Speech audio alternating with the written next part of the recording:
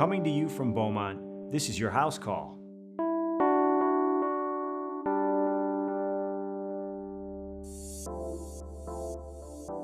As the weather starts to warm up, we find ourselves escaping to the great outdoors for fresh air, barbecues, outdoor sports, and other activities.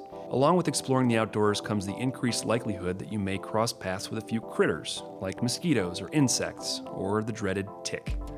And you can't talk about ticks without talking about that infamous infectious disease that strikes fear into hearts and minds across the country, Lyme disease. Every summer, Lyme disease gains more and more notoriety. Part of this is fact. Lyme disease is the most common vector-borne disease in the U.S. There are about 30,000 cases of Lyme reported every year. The actual number of cases is potentially much higher than that. And most of the cases occur in the Northeast, New England states, and in the upper Midwest, including parts of Michigan. But part of Lyme's notoriety is also driven by an avalanche of misinformation, including bad doctors, bad diagnostic tests, and inappropriate or unapproved treatment regimens. Our mission today is to try to separate some of the Lyme disease fact from the Lyme disease fiction. Hello, and welcome to the Beaumont HouseCall podcast. I'm Dr. Nick Gilpin. Today we're talking with Dr. Matt Sims about Lyme disease and ticks, something that certainly gets a lot of attention this time of year in Michigan and in other areas of the country. Dr. Sims is an infectious disease physician practicing at Beaumont in Royal Oak. He has an interest in general infectious diseases, but he also serves as the Director of Infectious Disease Research. Welcome to the podcast, Matt. It's great to have you here to talk about this often confusing and challenging condition. Thanks. I'm happy to be here, Nick. So first, Matt, I know you. I guess I should qualify this conversation with that disclaimer. But I think for our guests, there's an opportunity here. We're going to play the get to know you game. So tell us a little bit about yourself and what it is that you do. Sure. So I'm an MD PhD, and I've been here at Beaumont Royal Oak for about 12 years. And in addition to seeing patients, I do a lot of teaching at our medical school, and I run our research program. And our research focuses on difficult to treat infections. We test new antibiotics, we test new diagnostics, we do things with bacteria in the lab, all sorts of things. I trained at Stony Brook in New York under some of the best Lyme disease doctors around. These are the people who taught me about Lyme disease. Because in New York, on Long Island, where Stony Brook is, there's a tremendous amount of Lyme disease. You read my mind. You mentioned that you trained in New York at Stony Brook. So, and you also mentioned that that's a Lyme disease hotspot, or one of the many hotspots in the country. So have you seen a lot of cases of Lyme disease? So I've seen a ton of cases of Lyme disease back when I was a medical student, when I was a resident. There's a lot of it out there in New York. There's some of it out here in Michigan. It's probably somewhere between the, common estimates and then what, various people claim it is. Over just across the lake in Wisconsin, there's a tremendous amount of Lyme disease. There's not quite as much of it here in Michigan. And until recently, it really was concentrated on the west side of the state and the Upper Peninsula. And it's been coming more easterly and more southerly. We will get to that. That is important stuff for sure, but I want to start back a couple steps and sort of take it from the top. So I think in order to talk about Lyme disease, I want to focus on the entry-level position, which is, what is it, what causes it, how do I get it? Sure. So Lyme disease is caused by a spirochete, which is a type of bacteria that looks like a spiral. That's where it gets its name. It's Borrelia burgdorferi is the particular bacteria that causes it, which is named for the person who discovered it, Willy Burgdorfer. That's your trivial pursuit for the day, Trivial listener. pursuit for the day. It was actually discovered by about 3 people almost simultaneously, but Willy Burgdorfer got it to press first, and so he is immortalized as a bacteria. So it is a bacterial disease. How do I get it? So it's basically, the main way to get it is by a tick bite. So it's carried by the deer tick, which oddly enough is not usually carried by the deer. It's actually most commonly carried by the white-footed mouse, though it can be on deer as well. And it's a very, very small tick. It's hard to see, which is one of the biggest problems with this. That tick bites you, and the first thing it does is it feeds, right? So it's feeding on your blood. if that tick stays in place for about 24 hours, it eventually sort of spits the blood back up. And the Lyme disease bacteria, which was in its salivary glands, is now mixed in that blood. And once it spits it back to you, that's when you can get infected. So if a tick jumps on you and bites and you catch it fast, you can't get Lyme disease from it. Very important point that I think bears repeating is that this particular tick, I've heard it called the blacklegged tick. It needs to be on you for a certain amount of time in order for Lyme disease to really be a genuine risk. Now, I've heard numbers quoted. I've heard minimum 24 hours. I've heard as long as 48 hours. Can you talk a little bit about that? Yeah, so usually the most common number quoted is about 24 hours. Okay. Sometimes it can go longer, sometimes it might go a little shorter, but generally speaking, about 24 hours is what you expect before you're really at risk. Matt, let's talk a little bit for a second about the specific tick that causes Lyme disease, the black-legged tick or the deer tick. Is there something special or unique about this particular tick? Well, it's a very small tick. It can be hard to see. Often you don't see it until it feeds because it's a soft-sided tick as opposed to a dog tick, which is very hard. And so if it feeds, it can swell up with blood like a balloon. Mm-hmm. So that's one of the things, when it hasn't fed yet, it's, about a poppy seed, the point of a pen in size. When it feeds, it can swell up to, many times that size. And the other thing to know is, even though the ticks are out there, not all of them are carrying Lyme disease. Good point. And there are other diseases that the deer tick can carry. There's a disease called babesiosis. There's a disease called ehrlichiosis.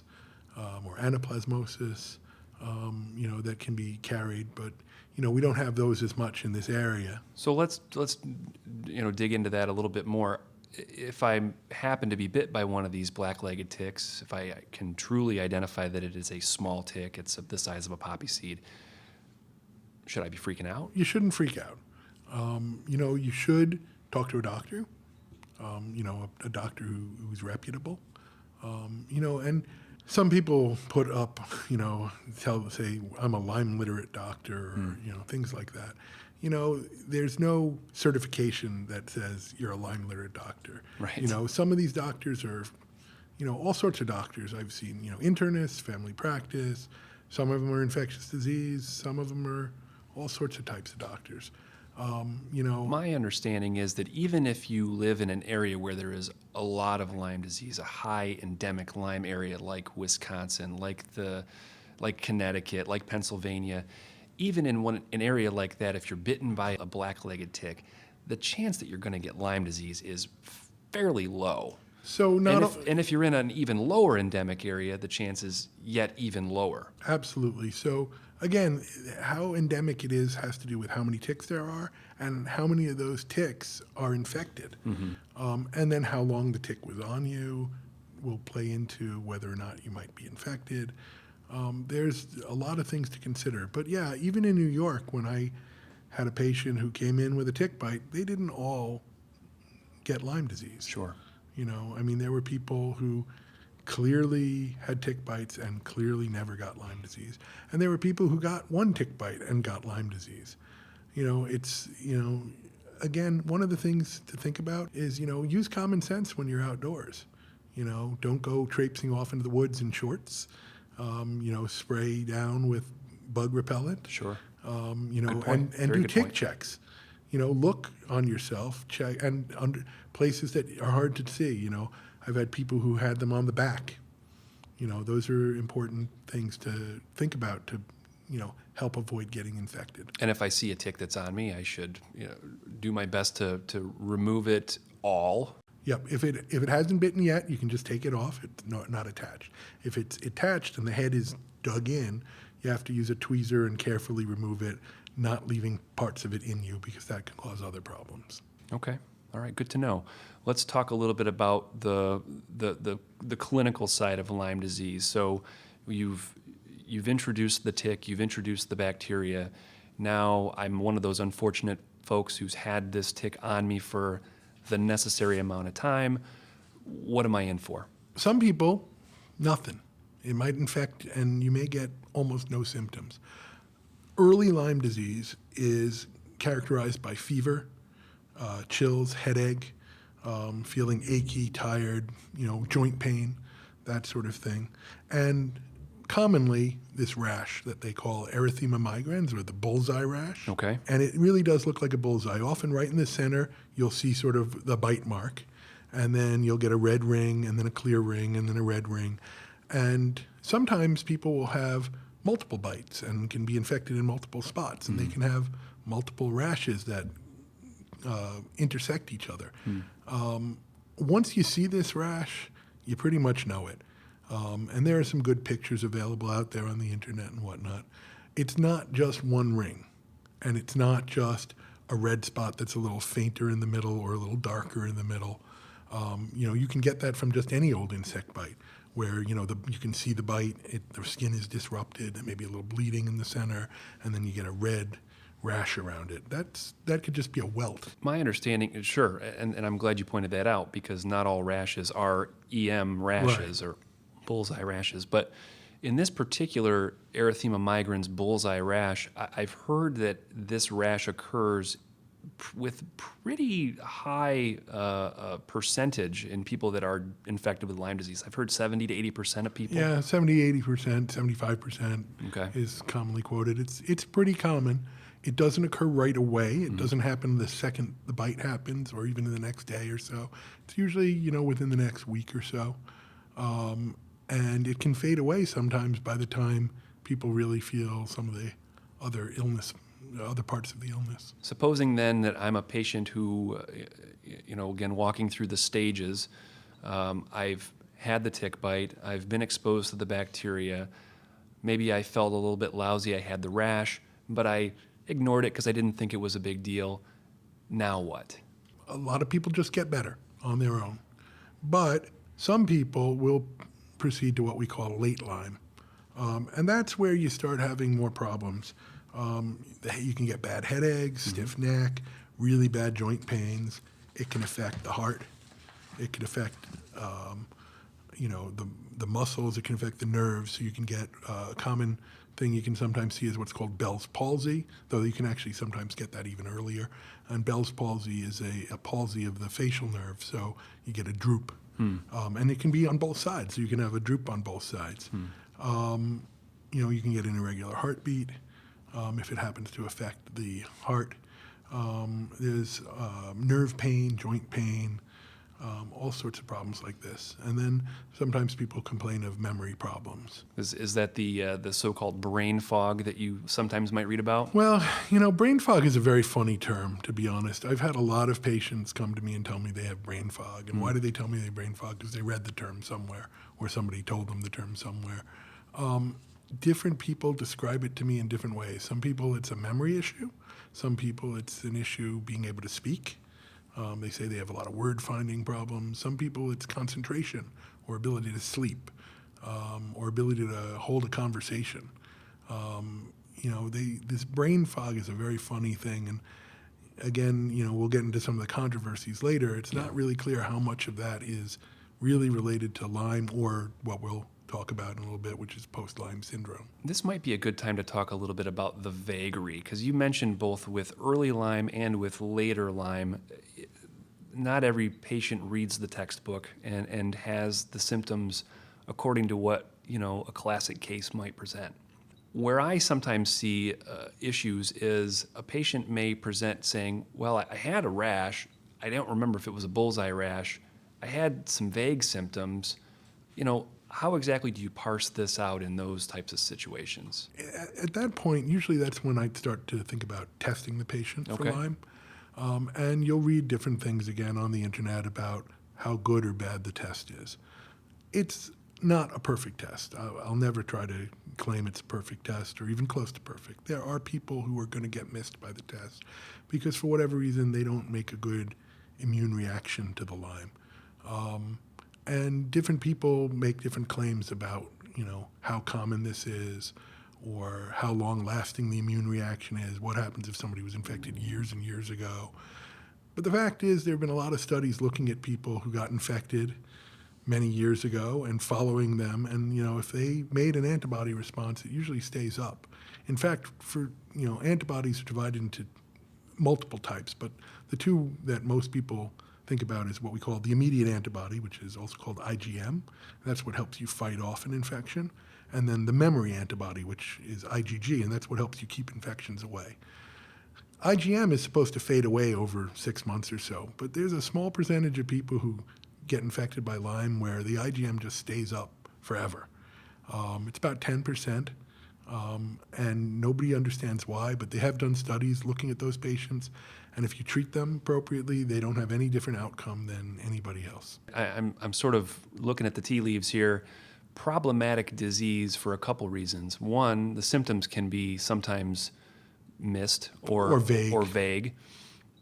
Two, the testing that we're using is nowhere near perfect. Mm-hmm. We're doing, correct me if I'm wrong, we're doing sort of a two-stage test for Lyme. We're doing one type of an antibody test followed by a sort of a confirmatory test. Right. So first they look at the absolute level of the antibody that looks like Lyme antibodies, and then to be sure, they actually look at the antibodies themselves to make sure they're the right antibodies. So the test is prone to having false positives.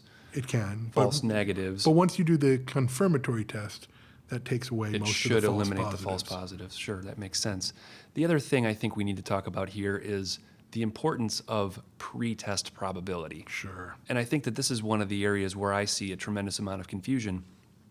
If you live in an area where Lyme disease does not exist, it stands to reason that you probably don't have Lyme disease for that simple fact. Correct. So a lot of patients may present to my office from a county in Michigan that has no active Lyme disease, telling me that they were bit by a tick, telling me that they have vague symptoms, and perhaps they do have an abnormal Lyme test.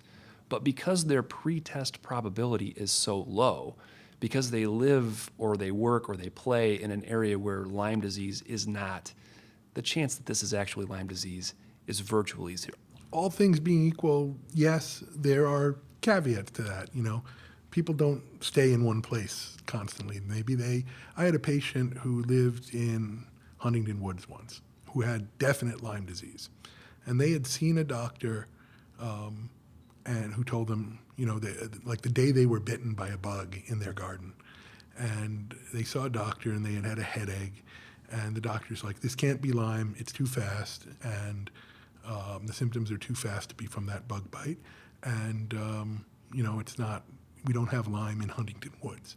This was a few years ago. Mm-hmm. Then she went off traveling and developed the Bell's palsy. Ended up with me after she'd been treated and just want to know, did she have to do anything else and how could they have missed this? And when I talked to her and listened to her, I said, they were right. It wasn't from that bug bite. And the fact that you had Lyme is sort of incidental. And I said, given the timing, and I kind of counted back, I said, you probably got infected. And I picked the date that I thought she got infected. I said, where were you then? She said, no, I was here. And then she kind of pulled out her calendar and looked and said, oh, you know what? I was in an area where they have a lot of Lyme disease out on the East Coast. So just that one little detail. So she got it, absolutely, but right. She picked it up somewhere else. So you got to be careful when you say just because you live in a place, because people travel. Fair point, man. Fair point. And ticks travel. Like, if somebody came to visit them with a dog that happened to have a tick on it, now it's not the dog tick that carries Lyme, but, deer ticks can get on to dogs as well. There's ways that, even if they're in a complete, so even if the pretest probability was low and they had appropriate symptoms and the test, was positive, I'd probably, in that case would consider it real. A positive test is easier to deal with than a negative test when somebody says, I've been told I have Lyme disease, I've got all these symptoms that I read about on the internet, and I feel lousy, and I have to be treated for Lyme disease. And I know that, the treatments aren't what you read in the textbooks. So you get those difficulties. The negative test is worse than the positive test to me. This is a good chance to talk a little bit more about treatment. I think, you separated earlier early Lyme from late Lyme. Mm-hmm. We've talked about almost everything as it pertains to clinical disease. Now is the time to talk about treatment. So what is the treatment for Lyme, and can you sort of break it down, if I catch it early versus if I don't catch it until later? There are two antibiotics that we really use for Lyme disease. One of them is doxycycline. It's a very common antibiotic related to tetracycline, which most people know for acne. Doxycycline is taken twice a day, and you take it for anywhere between 10 and 21 days is sort of the recommended. I usually treat for 14. It works. It works pretty well. The other treatment that we often use is ceftriaxone, which is an IV medication, different class of antibiotics. It's closely related to penicillin. We tend to use that more for when people have Lyme arthritis or Lyme carditis or neurological Lyme disease, because it gets in higher concentrations, it penetrates the blood-brain barrier, so if you're having neurological symptoms, it gets in, whereas doxycycline might not. Roughly same duration of treatment? Often for that, we'll go up to 28 days, but usually no longer. Now, there are people out there who claim you need to treat for years or forever. They add other antibiotics that have never been shown to have activity against Lyme disease for various reasons. So it becomes difficult. All of this information is out there on the internet, and there are people who claim to know better. You're reading my mind again. So, this is probably the perfect time to segue into the more controversial aspects of Lyme. So you and I both are infectious disease doctors, and we can talk about Lyme disease, at cocktail parties and at places, and probably bore the world to tears with our Lyme disease conversations. But I think that a lot of this is really important for people to know about. Lyme is a controversial disease. It is. And I guess what I want the listeners to understand is, because many people out there might be thinking, why? It's a bacterial disease. It has a clear symptomatology. It has a clear epidemiology. What's the controversy?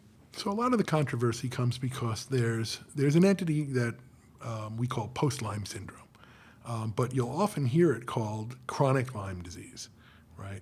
There hasn't been a lot of really solid data to say that Lyme disease can become a chronic infection. Once you treat it, it still sits around, it hides.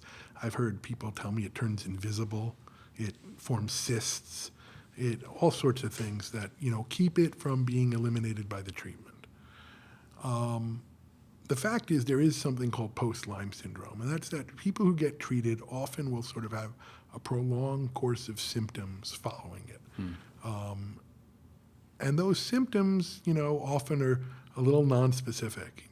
Aches, pains, my thoughts aren't quite right, those sort of things. Now, fatigue is a big one. In our modern world with everybody on the go and active and whatnot, fatigue is a common symptom for a lot of people. Fatigue is a nightmare symptom because a lot of patients may present and say, well, I'm tired. And what do I have? I think when you really start to explore that and parse that out, it could fan you out in a million different directions, right? But there are, people out there who jump to Lyme disease as the diagnosis. Absolutely. And, I'll tell you, and I tell this to my patients, when I get a patient who's got all these funny symptoms, feels lousy, it's like I had a normal life and now I can't get out of my bed. Or I had a normal life and now I can't remember what I ate for breakfast. I feel for these patients. They are, some people tell them, oh, it's all in your head. Or, I never tell one of these patients it's all in their head. There's something wrong, right? But the worst thing you can do is label them with a diagnosis you can't prove, and that you can't test. Good point. Because then you stop looking. Correct. And you owe it to them, I think, to explore every organic possibility that you could be looking at. If someone presents with neurologic symptoms, Lyme could be the answer, but let's look at these other 15 things I've diagnosed first. at least 4 people with multiple sclerosis who thought they had Lyme disease. I've diagnosed people with, other problems. I've diagnosed a lot of people with rheumatoid arthritis who were told they had Lyme disease. And then there are patients I haven't been able to find a diagnosis. The problem with some of these, when one of these patients come to me, they want me to tell them two things. They want me to say, I know what's wrong with you, and I know how to fix it. That's what everybody wants, and I get it. If I were in that situation, that's what I would want. And unfortunately, it's really easy for them to listen to somebody who tells them they know what's wrong with them and they know how to fix it, whether or not they really do. You're getting into something that I think is important to also talk about, and that is the more nefarious side of Lyme. It seems to me that there is a whole industry out there that's devoted to diagnosing and treating people for Lyme. If you Google Lyme disease, your first several hits are probably going to have something to do with this, unfortunately. And what I'm talking about is bad testing or unapproved testing. I'm talking about treatments that are unapproved. I'm talking about other questionable medical practices. Can you explore that for just a minute? Sure. So, it's a difficult area because it's hard to put yourself in the mind of those doctors or other practitioners who are doing it. It's not all doctors. Sometimes, I like to say there are three kinds of doctors in general who treat Lyme disease. They're the honest doctors. They tell you, here's what the guidelines say, here's what we really know, here's what we don't know. And they'll lay it all out, talk to the patient, try to work with the patient as best as possible. But in general, we'll follow the guidelines. They may go a little outside, say, you know what, the guidelines say if you've had this treatment and it didn't work, it's probably not, but we'll try it again. Or, we'll try, you got doxycycline, we'll try ceftriaxone, even though, there's no real reason to here. They might do things like that. I've done things like that on occasion. Then there's the doctors I call the true believers, and my hope is that most of the people out there who do what, the kind of things you said, non-standard this, non-standard that, are true believers. They really think they understand something about Lyme disease that is, going to help their patients that the rest of us just aren't seeing or don't understand or haven't been able to prove. And, they're really trying to help their patients. I've known several docs who I know are true believers. And then there's some who, for lack of a better word, are predators. They're preying off these patients. And it's not just in Lyme. You get that in cancer. You get that in all sorts of diseases. If it's a difficult to treat disease or difficult to diagnose disease, you'll find people out there, and you'll hear about it on the news when they catch them. Yeah. So there are people out there. The problem is separating who's who. Yeah. And it's not easy for me to do. It's not easy for a patient to do. Well, so let's throw out some pearls here for people who might be listening right now. For all I know, someone's listening right now that may think that they have Lyme disease. Sure. Where would you send a person to get the most reputable, credible information out there? The CDC website has really good information. That's probably where I would start. Okay. That's a good answer. I always point people to the Center for Disease Control. I think that they give great information. They have a very accessible website. They do. I've often referenced their material for patients with Lyme. I'm going to ask you one last question, Matt. Sure. I want to kind of synthesize everything that we talked about today. So if I'm a person who spends a lot of time outside, and suppose I live in an area where there's known to be Lyme disease, like certain parts of Michigan or Pennsylvania or wherever I'm at, and I find a tick. I'm out playing in the weeds and I find a tick on my leg. Walk me through what I should do next. Okay. So if the tick's not dug in, just take it off and you're done. Because if it hasn't bitten you, or if it's not attached, you can't get Lyme just because it's crawling on you.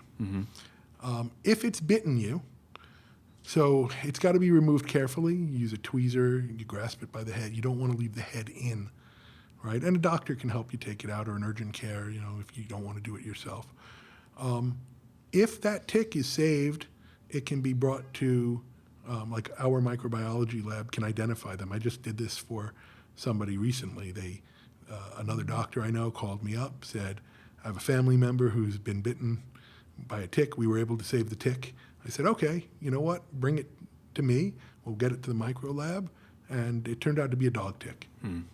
but it was a small dog tick. Crisis averted. Crisis averted. Dog ticks carry other things, but they don't carry Lyme. So if you have the tick, identifying it can sometimes just eliminate the problem. Should I be running to my doctor for an antibiotic prescription at this point? Not yet. So I will say that back in New York, when we could confirm a tick bite and it was in for an unknown, we would treat. So it takes a little while for the test to turn positive. It takes a couple of weeks often because you have to develop antibodies. So in a highly endemic area, we usually just treat first. Now, this part of Michigan, around Royal Oak, is not highly endemic. Not a highly endemic area, yes. Other parts of Michigan are more endemic. Sure. Wisconsin is highly endemic. Parts of New York are highly endemic. Connecticut, Massachusetts, So going back to that pretest probability question that we asked If the pretest earlier. probability is high, you don't wait, because the faster you treat, if you treat early enough, you may never, maybe you didn't really have it. Or it could be a single dose. You treat early enough and they'll never even make the antibodies. Very good point. And then they won't have any kind of immune reactions. Very good point. Matt, I want to thank you for coming on. I think that's about all the time we have for today. I want to thank Dr. Matt Sims for being my guest. Matt, great conversation. Thanks as always. Thanks for having me, Nick. And before we leave, I want to remind you to share any questions you might have with our email address, which is podcast@beaumont.org. On a future episode, Dr. Asha Shahjahan and I will answer our mailbag. I leave you today with this healthy thought. Lyme disease is a true clinical entity. It's a real bacterial disease that can be properly diagnosed and treated, but it can also be a challenging and vague disease. Symptoms are not always obvious, and the diagnostic testing is far from perfect. And to make matters worse, there's a lot of misinformation out there about Lyme disease that seems to add to the confusion. Beware of providers who promise cures with certain unapproved or expensive treatments. When in doubt, don't be afraid to get a second opinion from a reputable, credible source, such as the Center for Disease Control and Prevention or from a knowledgeable infectious disease doctor. Thank you.